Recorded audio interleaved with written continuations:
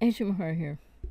Being with somebody with borderline personality, or having an ex with BPD, or somebody with BPD in any relationship type, and this idea that, well, you just have to understand that they have this, quote, serious mental illness, unquote, which that's the pseudoscience narrative of psychiatry, and a lot of people adhere to that, and that's the funnel through which they get their information in various different ways and through books and etc. Whether you call it a severe mental illness or whether you call it a response to adverse childhood experiences, I do, the point is that just understanding that, or trying to just understand that, isn't going to really help you overridingly if you're still in the situation, or if you've just been ghosted, or if in fact you've had to put an end to the relationship, or you may still be in a place of struggling to do just that because you feel like you're so worried about them, and like, what are they gonna do if you leave, and how do you leave anyway, and is there a right way or a wrong way to do that? Should you tell them? Shouldn't you tell them? What if they do this, that, or the other thing if you decide to leave? Just leaving or making up your mind or getting through all the information and the maze of everything is so complicated for so many people that I've worked with so many clients with these real challenges and dilemmas that, yes, are part of what people with codependency often are struggling with as well, but it isn't always. I've had a few clients recently, again, they just aren't codependent at all. So then what happens? How is it that they still, without being codependent, get stuck in a relationship situation, if even for a shorter period of time? But I've had some clients over the years that they've been in long-term marriages with people with BPD, and they're not codependent.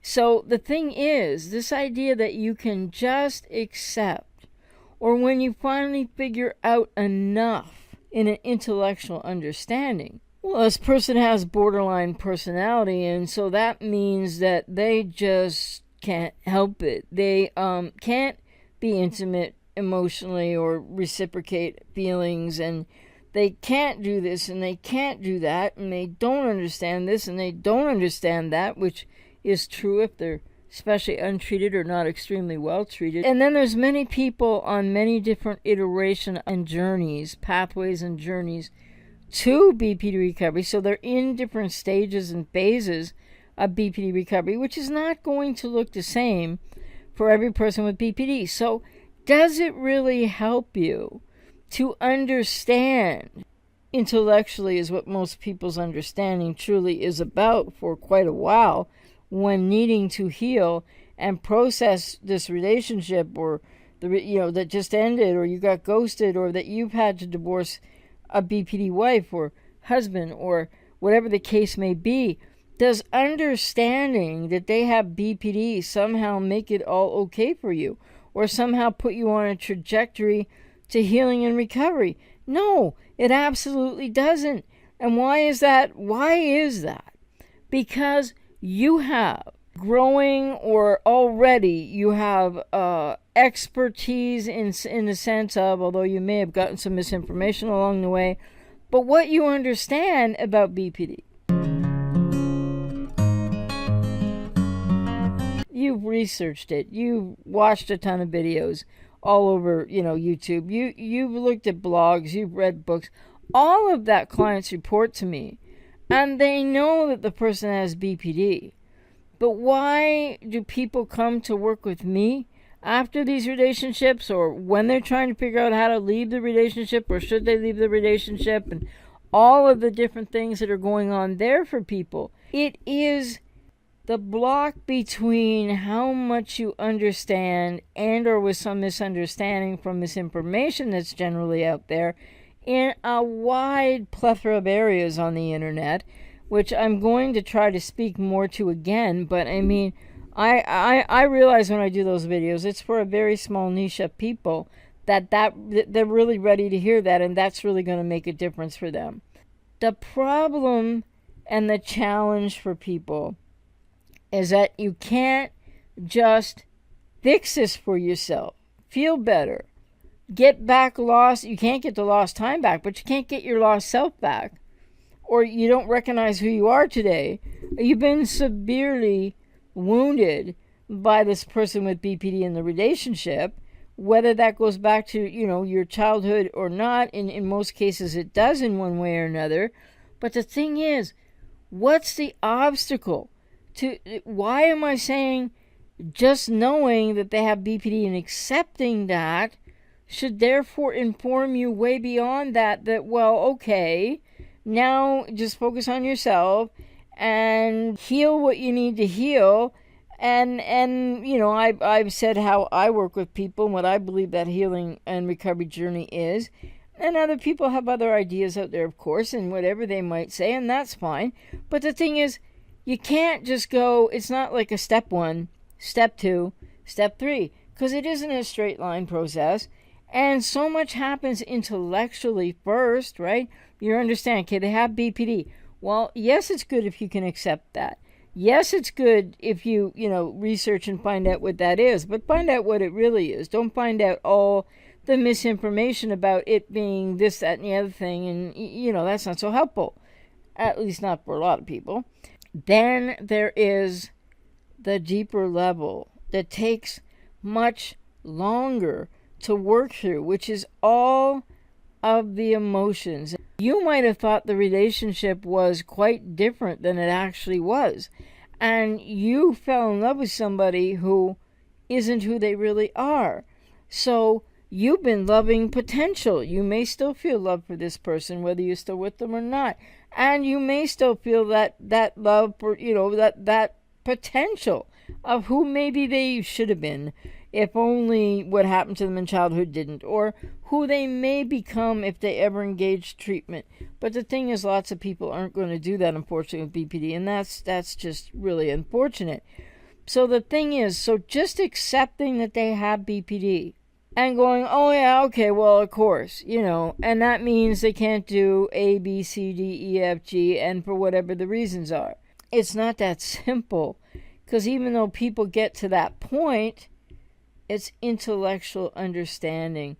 And I don't mean to suggest that people don't feel things about that as well, but it becomes a sort of big brain fog and confusion, which is actually supported by the reality of how all this stress and all this wounding impacts you literally to a physical brain level, which, yes, you can heal, and just how people with BPD can heal and recover, because neuroplasticity is real. But the thing is, when you're confused, when you're in cognitive dissonance, when you're in emotional dissonance, most people don't even understand the emotional dissonance that drives the cognitive dissonance. Never mind that you might well be a codependent, and there's something that goes back to your childhood, and now you've lost yourself, and you need to find yourself again, and you need to look at that work. All of that is true, like I'm always advocating here and explaining, and many clients come to work with me, and over the years, thousands of people I've helped with this. The thing is, you can't get necessarily any traction in your process by trying to do step 1, step 2, because step 1 would be, yes, work with a professional like myself. Work with somebody who's an expert, not only in what's happening on the other side of BPD and what's happening for people with codependency, what's happening for the, quote, non-borderline, unquote, but also I have expertise in what's going on the other side, and where's all this coming from, and what does it really mean. And what clients really find helpful for me is the way that I can explain all of that and answer every last single question anybody has about, but then she did this, then he said that, then she did that, what? People need to process, and you can't process watching videos or listening to videos, or you can learn so much, yes, but then to say, just accept that, okay, they have BPD and therefore they're incapable of yada, yada, yada, yada, yada, everything. Well, yeah, well, okay, but what's more important to you? How's that going to help you to know what they're incapable of when you still have feelings of love for them, and the cognitive emotional dissonance, and your codependency driving all of this, not wanting to let go, not knowing how to let go, because it starts to get into your emotional landscape, and then look out, because now what do I do? Now what do I do? I've heard from clients over the last 30 years, recently and a long time ago, over the whole course of time. Clients that come to me to do this healing and recovery work after these relationships, or if they're not quite out of them yet, etc. These patterns, right, that people come to heal after the wounding, and maybe it happened in childhood too, but not for everybody, and it happens to the person with BPD. I've had many clients say to me so much about their understanding and research about BPD, and telling me what happened in their specific, relationship and case and where they're at right now. And the next thing is they say, but what do I do now? What do I do with this?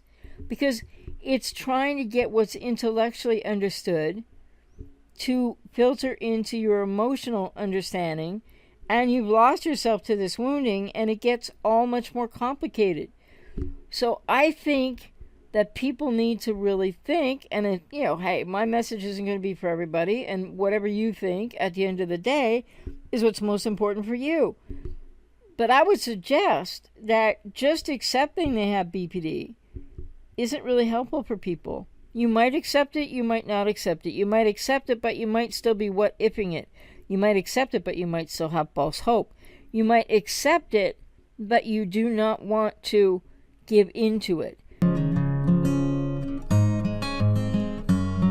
You might accept it, but you still want the relationship to work out. Cognitive dissonance, emotional dissonance, and more. So this idea that you can just accept it and know that they have BPD and hopefully get accurate information on what BPD is, but it's not, there's still a big block there. There's still a whole process that needs to happen. I don't like to say it's a sort of a step modality, because it really isn't. There's the reality of needing to work with someone who's an expert like myself in this area. And there are many other people that are expert too. And then there's many people out there that just aren't. Okay. But whoever you choose to work with, it's important to get into a process of recovery and healing where, like myself, I've worked with so many clients over the years. I know how to be there with people. I know how to start to guide people. I first listen. I mostly listen all the time. Listening because people need to process. People need to share. People need to have their pain and their confusion witnessed and heard by somebody like myself who really does care and have empathy for what you're going through. Because so many people in your life won't understand it, even if they really do love and care for you, because they just haven't had the experience. But the step of accepting that a person has BPD and therefore they can't this, that, and the other is way overstated simplicity of what you're going to take in intellectually versus what you need to process and heal and recover from to the depth of who you are, and finding out who you are again, or finding out who you are, more about who you are, maybe for the first time in your life after this woundedness, because it's such an emotional experience for most people. With that, then, any suggestion that just accepting that they have BPD should then start to suddenly free you, and you should start to get it. People get it intellectually, but what are you going to do with the pain? What are you going to do with the feelings? What are you going to do with where that might go back to in your childhood? What are you going to do with what that means right now? How are you going to cope right now? People can't eat right. People can't sleep right. People are missing people. People don't know how to leave people. People are worried about people, and all these other things that aren't just about codependency, but they're about a myriad of things, along with, for many people, codependency. But not every single person who's been with somebody with BPD is a codependent, and that's just a fact, Jack. And that's 30 years worth of experience I say that from. So I really believe that it's important, yes, to accept that a person has BPD. But when you're accepting that, how can you possibly know beyond your intellectual understanding of that what that really means for you, and the journey that you need to take now that is complicated, complex grief in many situations. And it's not just about the codependent anonymous, steps. I mean, that might help some people along the way, but it's not going to be the answer. And that's why a healing recovery journey, working with somebody who's been doing this for years like I have and understands it inside out, is a way to go. Because the emotional hurdles and the emotional blocks that people have to really being able to get into action in healing and recovery in what is a very, at times, painful journey, can't be understated by saying, well, if you just accept they have BPD, then what's the problem? And then go get some help. The understanding is first and foremostly, at best, only an intellectual understanding. It doesn't address your feelings. It doesn't help you to feel better. In fact, people feel way worse before they're going to feel better. So I just wanted to put that out there for you to think about. It is so important that people know that just the acceptance that they have BPD is really not a change-making deal. It's awareness, but then it needs to meet with a series, multifaceted, layered series of action steps, being guided, being heard, being empathically listened to, being helped to process things, understanding more about BPD as how it's impacted you emotionally and why, and how you've lost yourself to it and why, and not just watching or listening to videos or this video podcast or anybody's videos or the aggregate of everybody's videos and thinking that if you can just accept they have BPD, well then hey what? That's only step number one, and a lot of people have a lot of difficulty with step number one because, like I said, just knowing it, believing it, seeing it, finding out about, well, they have BPD, trying to accept it, it's not going to change your feelings. It's not going to help you to feel better. It's going to, in fact, make you feel worse. It's going to bring on a whole bunch of things emotionally for you that maybe bringing up things from your past, like I said. So it's really a lot more complicated than that. And so I just wanted to say this for people to consider, that if it resonates with you, then that's what's important. And for people that it doesn't resonate with, well, that's fine wherever you are in your journey, however you're undertaking your process. I'm not here to tell people how to do it. I'm just here to simply say that the first step is accepting that they have BPD. But that doesn't change your hopes, your false hope, your dreams. You're trying to get them in therapy. It's not going to produce change, that intellectual level of even uber understanding of BPD and that they have BPD. It doesn't get to your emotional landscape. It's not going to be able to help you enough. The next step is working with someone. If I resonate with you, I'm out here to work with you. But don't resonate with you, obviously you're going to work with someone else. Be discerning about who you work with and look at somebody's work over a long period of time. Like myself online, it's been 25 years, it's been 30 years, 5 years before that. But overall, look at the work, listen to a plethora of videos, read blog posts, etc. I have over 2,000 of them out there. And it's not just I'm trying to say, hey, work with me. No, because many people do, and many people are wanting to more and more. It's just a matter of putting out information for you to realize the obstacles in a lot of other information out there just in general. And also that you need to really think carefully about where you're blocked and where you might be able to become aware of where you're blocked intellectually. Then the next challenge is, how do you get to the awareness of where you're blocked emotionally? That's what I help clients to resolve and solve, along with all the other multi-layered, aspects of this healing and recovery journey. So it's really important, as I said in a video a week or two ago, or however long ago it was now, kind of like breaking the spell that you think they have over you. Well, there is no spell, So what is that really about, and what do you need to know so much more about yourself? Because you've lost yourself now to this person with BPD. On top of there was something you didn't understand about yourself with no fault, or judgment attached to the statement. It's the very reason that you got into the relationship with the cluster B or a person with BPD in the first place. And if you didn't know it then, how can you magically know why now in any way that comes into your emotional landscape that really becomes a globalized part of your understanding versus your intellectual understanding, which, like I said, and I'll say one more time, people know a lot about BPD out there who've been with people with BPD. Might have a lot of misinformation, might think it's this, that, no, they're all narcissists, that kind of stuff, which isn't true. But it doesn't help people, the mere understand. It's a good step. It's a really good step. And you know what you're dealing with. But then what do you do? And that's what I'm out here to help people with. Intellectual knowledge can fool you into thinking that that's going to be your springboard into the action of recovery and healing. And it helps, but it's not exactly that single factor of a springboard. Take care.